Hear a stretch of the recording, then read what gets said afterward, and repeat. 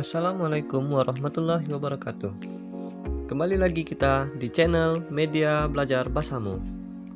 Pada kesempatan kali ini, kita akan membahas tentang memahami dan mencipta cerita fantasi. Tanpa kita sadari, cerita fantasi bukanlah hal yang baru bagi kita semua. Banyak cerita yang pernah kita baca tanpa kita sadari termasuk ke dalam jenis cerita fantasi. Untuk mengetahui apa itu cerita fantasi, mari kita bahas bersama. Cerita fantasi merupakan salah satu genre cerita yang sangat penting untuk melatih kreativitas. Berfantasi secara aktif bisa mengasah kreativitas. Kamu bisa menjadi penulis hebat. Harry Potter termasuk cerita fantasi yang sangat terkenal. Di Indonesia, kita memiliki penulis hebat yang menulis berbagai cerita fantasi. Di antara penulis hebat cerita fantasi itu adalah Uggy Agustono dan Djoko Lelono. Uggy Agustono menulis cerita fantasi berdasarkan pengamatan terhadap Komodo dan suasana di Pulau Komodo. Sedangkan Djoko Lelono juga menulis cerita fantasi dengan nuansa lokal.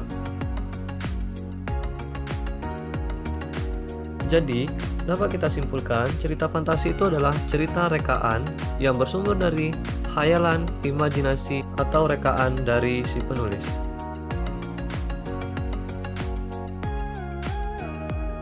Fantasi. Fantasi ini ada dua jenis. Pertama, fantasi aktif.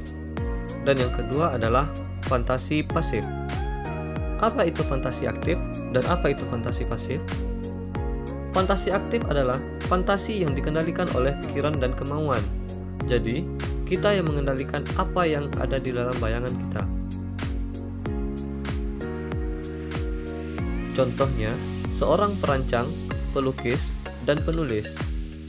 Perancang, pelukis, dan penulis, dia yang mengendalikan apa yang ingin difantasikannya. Berikutnya, fantasi pasif. Fantasi pasif yaitu fantasi yang tidak dikendalikan. Jadi, seolah-olah orang yang berfantasi hanya pasif sebagai wadah tanggapan-tanggapan. Contohnya, pada saat melamun. Jadi, dalam keadaan melamun, bukan kita yang mengendalikan apa yang kita fantasikan. Tapi, fantasi tersebut hanya berjalan secara sendirinya, tanpa kita kendalikan. Bacalah bagian cerita fantasi bagian novel Indonesia berikut. Berikut akan disediakan dua buah cerita fantasi. Yang pertama yang dikarang oleh Uggy Agustono dan yang kedua adalah cerita fantasi yang dikarang oleh Djoko Lelono. Cerita pertama, Kekuatan Ekor Biru Nataga, karya Uggy Agustono. Silahkan dibaca.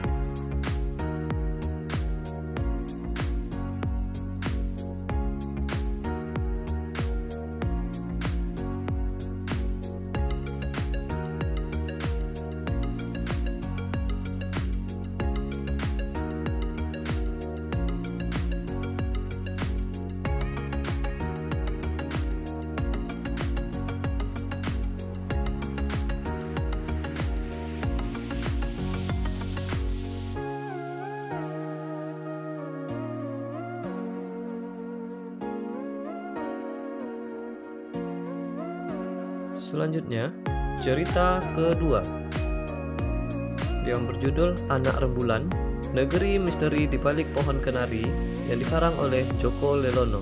Silahkan dibaca.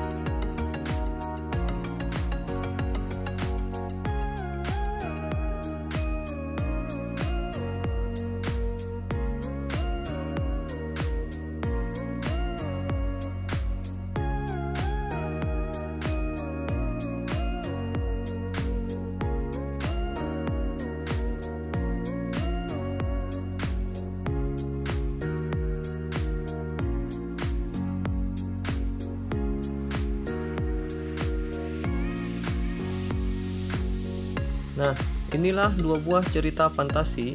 Yang pertama yang dikarang oleh Ugi Agustono dan yang kedua adalah karangan Joko Lelono. Kita lanjutkan pembahasan berikutnya. Sumber cerita fantasi. Sumber cerita fantasi berarti dari mana si penulis mendapatkan ide untuk menghasilkan cerita fantasi yang ia buat. Sumber cerita fantasi pertama yang berjudul Kekuatan Ekor Biru Nataga. Pada cerita tersebut, si penulis mendapatkan ide berdasarkan pengalamannya melihat komodo dan kondisi alam di Pulau Komodo. Jadi, dari hasil pengamatan itulah timbul ide untuk membuat cerita fantasi tentang komodo yang memiliki kekuatan yang sangat dahsyat yang diberi nama Nataga. Sumber cerita fantasi kedua yang berjudul Negeri Misteri di Balik Pohon Kenari. Sumber cerita fantasi yang didapat si penulis berdasarkan kunjungan si penulis ke kota Blitar, Wulingi, dan tentang sejarah perang zaman Belanda.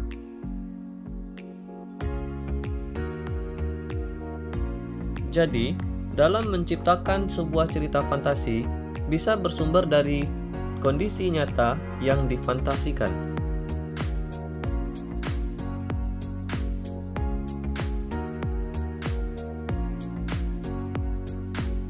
Ciri umum cerita fantasi. Yang pertama, ada keajaiban, keanehan, atau kemisteriusan. Maksudnya, dalam cerita fantasi, cerita mengungkapkan hal-hal yang supranatural, misterius, gaib, yang tidak ditemui dalam dunia nyata. Ciri selanjutnya, ide cerita. Ide cerita terbuka terhadap daya khayal penulis, tidak dibatasi oleh realitas atau kehidupan nyata. Ide juga berupa irisan dunia nyata dan dunia khayal yang diciptakan pengarang. Yang ketiga, menggunakan berbagai latar, lintas ruang, dan waktu. Yang pertama, lintas waktu masa lampau. Yang kedua, latar waktu sezaman. Dan yang terakhir, lintas waktu futuristik atau masa yang akan datang. Selanjutnya, tokoh unik atau memiliki kesaktian. Tokoh dalam cerita fantasi bisa diberi watak dan ciri yang unik yang tidak ada dalam kehidupan sehari-hari. Tokoh memiliki kesaktian-kesaktian tertentu. Selanjutnya, bersifat fiksi. Cerita fantasi bersifat fiktif, bukan kejadian nyata. Bahasa. Bahasa yang digunakan variatif, ekspresif, dan menggunakan ragam percakapan, bukan bahasa formal.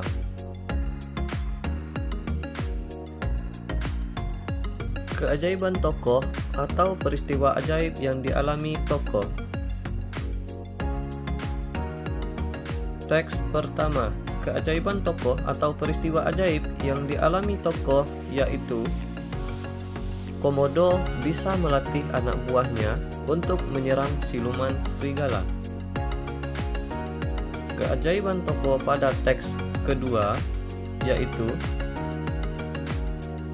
peristiwa ajaib yang dialaminya yaitu Serge, si putri Belanda yang dapat mengubah dirinya menjadi seekor burung kenari. Selanjutnya, latar waktu cerita fantasi. Teks cerita fantasi pertama.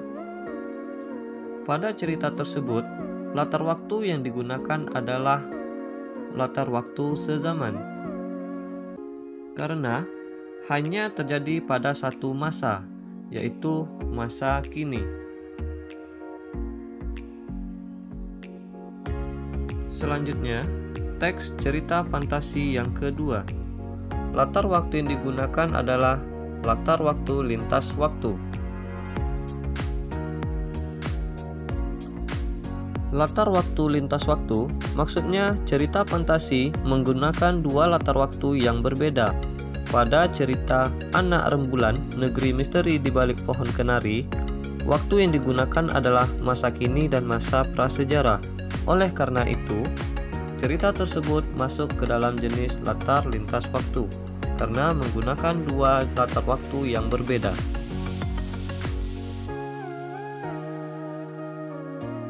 Jenis cerita fantasi. Cerita fantasi total. Dan yang kedua, cerita fantasi irisan. Pada cerita fantasi total, semua yang terdapat pada cerita tidak terjadi di dalam dunia nyata. Misalnya, cerita fantasi Nataga itu total fantasi penulis. Jadi, nama orang, nama objek, nama kota benar-benar rekaan atau khayalan pengarang.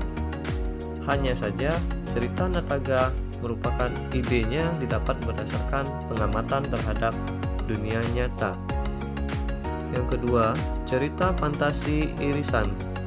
Pada cerita fantasi irisan mengungkapkan fantasi, tetapi masih menggunakan nama-nama dalam kehidupan nyata, menggunakan nama tempat yang ada di dalam dunia nyata, atau peristiwa yang pernah terjadi pada dunia nyata. Selanjutnya, struktur cerita fantasi. Yang pertama adalah orientasi, yang kedua komplikasi, dan yang terakhir adalah resolusi. Pada bagian orientasi, penulis melakukan pengenalan terhadap tokoh, latar, watak tokoh, dan konflik yang akan terjadi di dalam cerita tersebut. Selanjutnya, pada bagian komplikasi, berisi hubungan sebab akibat sehingga muncul masalah hingga masalah itu memuncak. Jadi, dalam bagian komplikasi ini timbullah berbagai peristiwa-peristiwa yang dialami tokoh sehingga sampailah nanti kepada puncak sebuah permasalahan. Setelah sampai kepada puncak permasalahan, maka lanjut ke bagian resolusi yang berisi penyelesaian masalah dari konflik yang terjadi. Jadi, pada bagian resolusi ini, tokoh menemukan cara untuk menyelesaikan masalah-masalah yang dialaminya, sehingga selesailah cerita tersebut. Ciri kebahasaan pada cerita fantasi. Penggunaan kata ganti dan nama orang sebagai sudut pandang penceritaan. Aku, mereka, dia, Erza, Doni. Kata ganti ada dua. Yang pertama, kata ganti orang pertama, dan yang kedua adalah kata ganti orang ketiga. Contoh kata ganti orang pertama yaitu aku. Sedangkan kata ganti orang yang ketiga yaitu mereka, dia, atau nama tokoh. Misalnya Erza, Doni. Selanjutnya, penggunaan kata yang menggunakan panca indera untuk deskripsi latar tempat, waktu, dan suasana. Contoh deskripsi latar tempat. 3 rumah bergaya kerucut menyambut mataku. Emas dan berlian bertaburan di dinding rumah itu. Pada kalimat tersebut menunjukkan latar tempat yang mana seolah-olah panca indera mata kita bekerja dalam menjelaskan latar tempat tersebut.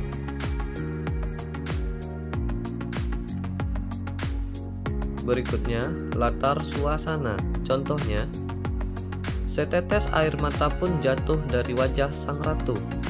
Tak sepatah kata pun terdengar dari bibirnya. Kamar yang megah ini terasa sunyi dan penuh kesedihan. Contoh deskripsi latar waktu. Tengah malam tak ada bintang di langit itu. Mendung hitam nampak menggupal. Lolongan anjing bersahut-sahutan menyambut malam yang semakin larut.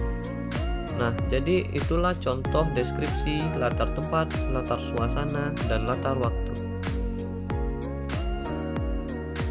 Selanjutnya, menggunakan pilihan kata dengan makna kias dan makna khusus. Contohnya, alien itu berhidung mancung. Dengan hidungnya yang menjulang, ia mengendus sekeliling. Selanjutnya, kata sambung penanda urutan waktu. Contoh, setelah buku terbuka, aku terseret pada masa lampau. 2 tahun kemudian, Farta telah sampai di planet Mars dan bertemu dengan Tatao. Akhirnya, Farta dapat menyelamatkan diri dari terkaman raksasa.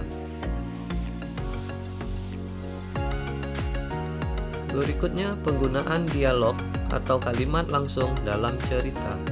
Contohnya, raksasa itu mengejar kita, teriak Fona kalang kabut. Aku ternganga mendengar perkataan Fona. Aku segera berlari.